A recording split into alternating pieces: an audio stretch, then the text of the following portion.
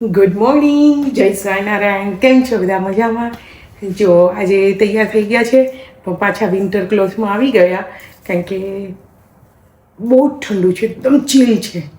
એટલે પાછા સમર થોડોક આવી ગયો, પાછો વિન્ટર આવ્યો. એક વીક સમર વિન્ટર અત્યારે એવું, હવે એપ્રિલ મે થોડું મે સેકન્ડ સુધી એવું ચાલશે, એકદમ ઠંડુ થશે, ગરમ થશે.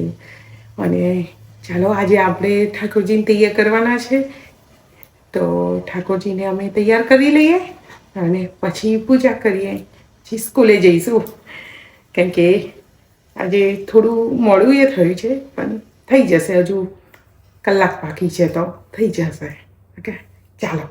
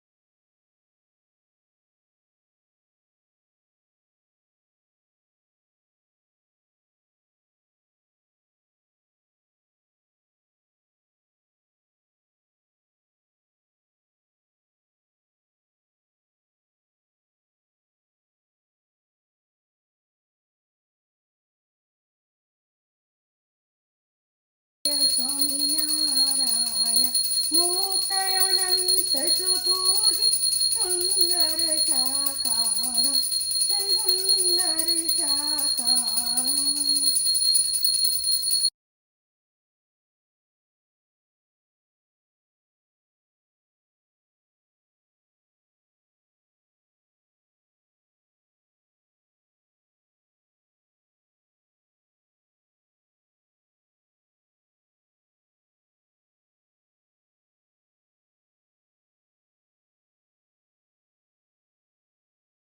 જો ઠાકોરજી રેડી થઈ ગયા છે દર્શન આપવા માટે.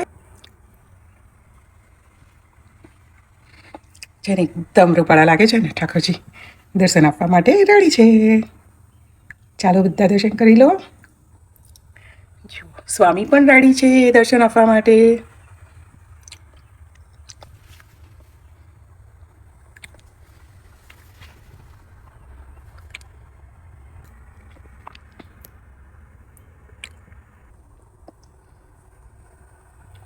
નીલકંઠવાણી મહારાજ પણ રેડી છે. ચાલ ને મમ્મી, કેટલું મોડું કરીશ બકા. મારે પાણી બોટલ આઈડી કાર્ડ લઈ ગયું, કારણ કે મારા આઈડી કાર્ડ ને પાણી બોટલ ને બધું ખોટતી હતી. આજે ક્યાં જવાની? આજે સ્કૂલે મંડે ને. સ્કૂલે ના જવું પડે? ના ના ના, ચાલે. ચલ ચલ, ચાલો ચાલો ચાલો ચાલો. જો આજે બહુ દિવસથી પાછું તમને અમારું ટાઉન નહોતું બતાવ્યું તો, અને અમારી સ્ટ્રીટમાં. તો ચાલો આજે અમારી સ્ટ્રીટમાં અમારી સાથે ફરી લો.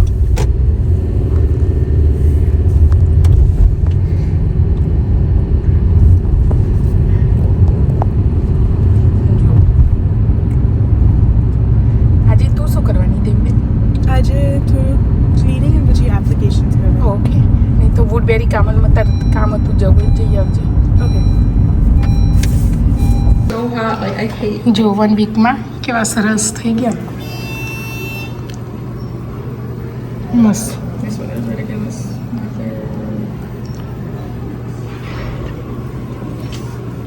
બાકી સવારે ક્લાઉડી હતું અને અત્યારે એકદમ સની છે.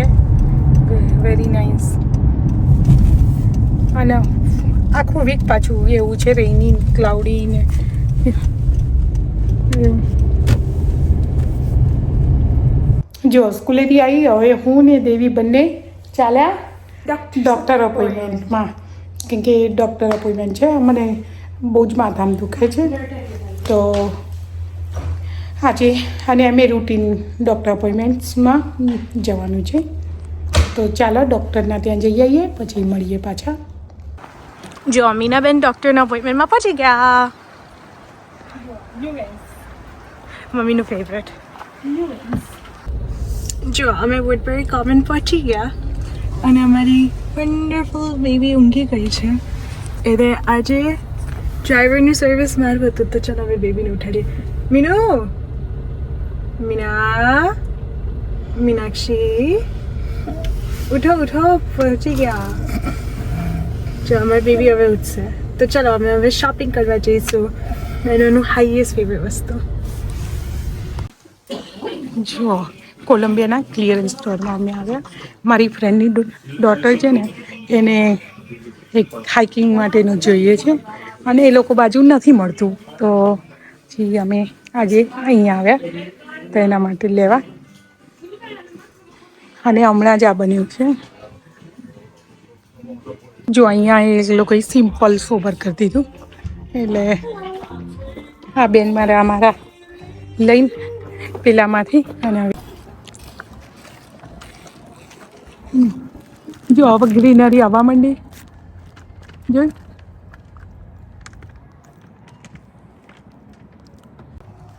જો અમે અહીંયા ક્રોક્સમાં જવું છે અને દેવીબેન એમના ડેડી જોડે વાત કરી રહ્યા છે. હા, અને અમારે ક્રોક્સમાં જવું છે, તો અહીંયા નજીક પડે ક્રોક્સ. ક્યુટ ક્યુટ છે નહીં? અહીંયા આવ્યા પણ ના ગમ્યા, રાઈટ. અને પાછા કેટલાના છે? $50 તો એના કરતાં એમેઝોન ગુડ પ્રાઇસ.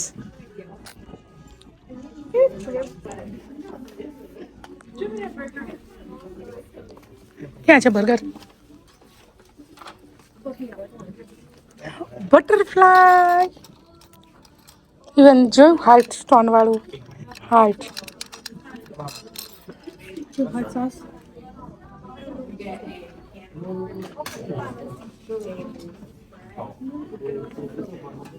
સોસ છે, જેને કાનની વિડીયોમાં પણ ચાલો આપણને નામ મળ્યા, ચાલો આપણે નીકળીએ. એ લીધા પહેલાં મને મારી સાઈઝને મળવા જોઈએ ને. બોલ ફ્લાવર ગમ્યા જ નહીં, તો ચાલો હવે જો આપણે હવે ઘરે જવા માટે નીકળ્યા. ચાલો હવે ઘરે ફટાફટ.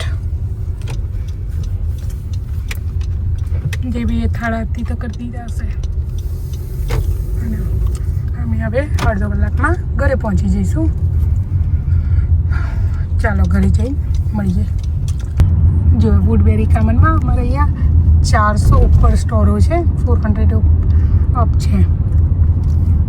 પણ અમે લોકો ચાલુ દિવસમાં આવીએ, એટલે આજે મંડે હતો તો મંડે આવ્યા ને, એટલે અમારે છે ને ટ્રાફિક સેજ બી ના નડે અને ફટાફટ એમ કે તમારે ફરી લેવાય એમ, તમારે જે સ્ટોરમાં કામ હોય કેવી રીતે. અમારે એકચ્યુઅલી કોલંબિયામાં જ હતું કામ, તો અમે કોલંબિયામાં ગયા અને કોલંબિયામાંથી કામ પતાવીને પછી ક્રોક્સમાં ગયા, પણ ક્રોક્સમાં કંઈ હતું નહીં. એટલે કયા સ્ટોરમાં ફર્યો આપણે? ક્રોક્સ અને એ તો બે તો ખરું. કોલંબિયા, એન ટેલર, લોફ્ટ, ખાસા સ્ટોરોમાં આપણે ફર્યા, પણ કંઈ મળ્યું નહીં જેવું ગમે એવું. લીધું કશું? ના, ખાલી જેકેટ લીધું. ખાલી જેકેટ જ તે છોકરીને હાઇકિંગમાં માટે જોઈએ છે, એટલે એના માટે જેકેટ લીધું અને એક પેન્ટ્સ મળી ગયું તો એનું પેન્ટ્સ લઈ લીધું. એને લીધા પછી પૂછ્યું કે બકા તારું પેન્ટ્સ પણ લીધું છે તો કે ઓકે. એટલે એના સિવાય બીજું આપણે કંઈ લીધું નથી. કેમ કે એને જોતું હતું અને એને એટલું મોંઘું પણ નહોતું જોતું ને એવી રીતનું હતું તો આપણે સારુંથી મળી ગયું આજે. મળી ગયું. તો એ જૂન જુલાઈમાં કંઈક જવાની છે હાઇકિંગમાં પણ એમ કે મને જોઈએ છે તો પછી અમે કીધું ચાલો આવ્યા હતા તો એને લઈ લીધું અને સારા ભાવમાં પાછું મળી ગયું કે લાઈક પેલું ક્લિયરન્સ. હા ક્રેઝી એક્સપેન્સિવ પણ નહોતું કે આપનું લાઈક રીઝનેબલ રેટ હતો કે લાઈક ક્લિયરન્સ હતું 70% પાછું 10% અને પાછું ટીચર સ્ટુડન્ટ આઈડી તો દેવીનું હજુ સ્ટુડન્ટ આઈડી હતું તો એ લીધું ને એટલે સ્ટુડન્ટ કે ટીચર આઈડી ચાલે એટલે લાઈક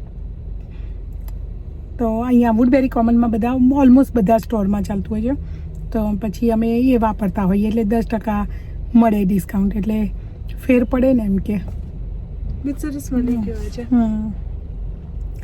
તો ચાલો અમે ઘરે જઈને અને પછી મળીએ અને જો સનસેટ આવે ને તો પછી સનસેટ તમને બતાવીશ કે આજે પણ અહીં થોડુંક હાર્ડ પડશે સનસેટમાં કારણ કે દેવી સાઈડ સનસેટ આવશે અત્યારે એટલે તો ચાલો ઘરે જઈને મળીએ. તો અમારે કાલે લાઈક પેલી સંયુક્ત સભામાં જે કથા હતી ને અમયપુર સ્વામી અમેઝિંગ હતી. એ પિન ડ્રોપ અવાજ પણ નહોતો કોઈ કે કોઈ લાઈક ઘણી વખત કોઈ ઊભા થઈને બાથરૂમ જવા કેવું એ જાય એવું પણ કોઈ નહીં. એટલી સરસ મજાની કથાને ખરેખર જાણવા પણ મળે કે એટલી અમેઝિંગ હતી એ કાલની કથા અમારે કે લાઈક આપણો બાપા જ્યારે 14 કે 16 માં આવ્યા ને બાપા.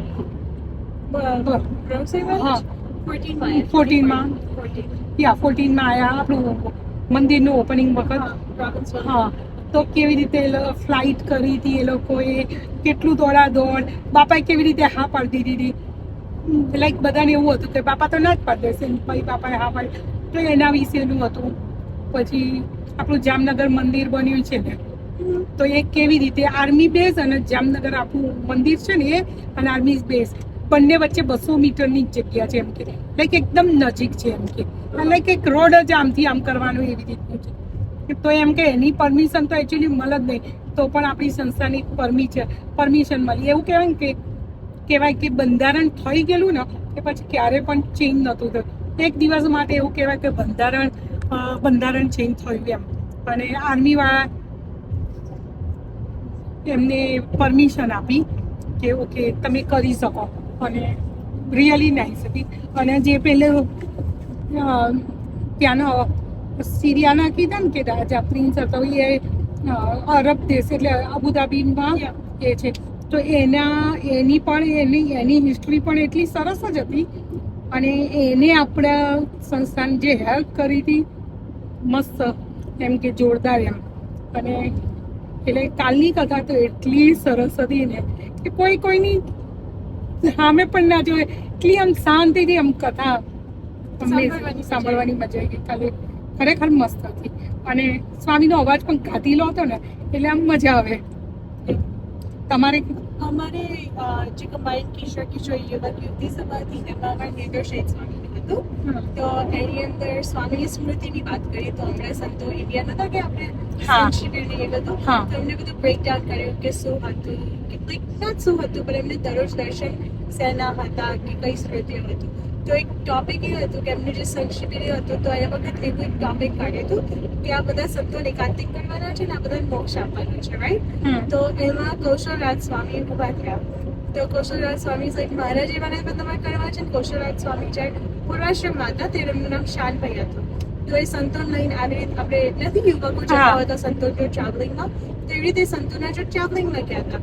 હવે એક સ્વામી ઇમિગ્રેશન ઓફિસરની આગળ ઉભા હતા પણ એમને પાસપોર્ટ શાનભાઈ આપ્યું રાઈટ બધું અને સ્વામીને બર્થડે હતી એ દિવસ તો હવે અમારા જેવી ઓફકોર્સ કહેવાય happy birthday sir happy birthday sir happy birthday sir. તો હવે સ્વામીને પેલી બેન બોલે પણ સ્વામીથી જવાબ તો ના અપાય. તો કૌશલરાજ સ્વામી પેલી 4-5 વખત બોલી. પછી પેલી બોલ અકરાઈ કે હું બોલું છું આ સાંભળતો કેમ નથી, એની બર્થડે છે, હું એને વિશ કરું છું, મેનર્સ કેમ નથી, આને તે.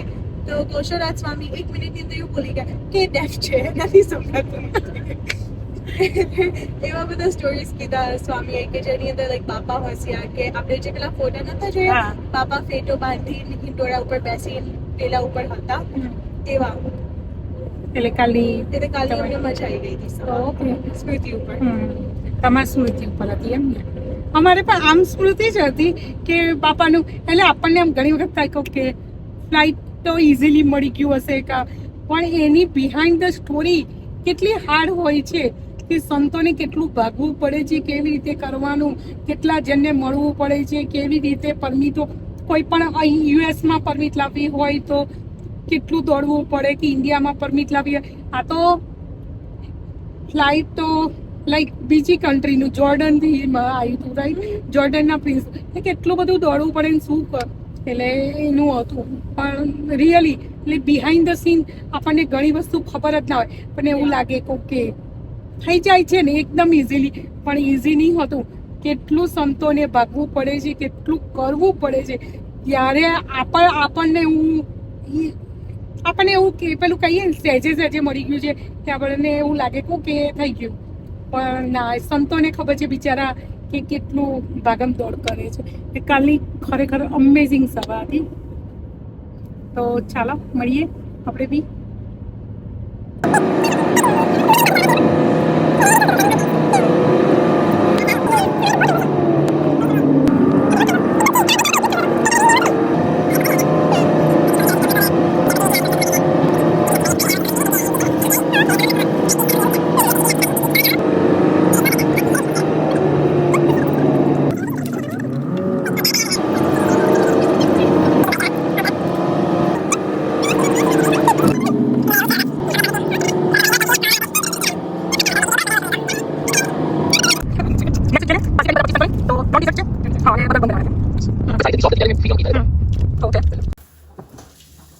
ચાલો ત્યારે આજનો બ્લોગ અહીંયા પૂરો કરીએ છીએ, અને હવે કાલે ટ્યુઝડે છે, હવે કાલે શું કરીએ છીએ ખબર નથી.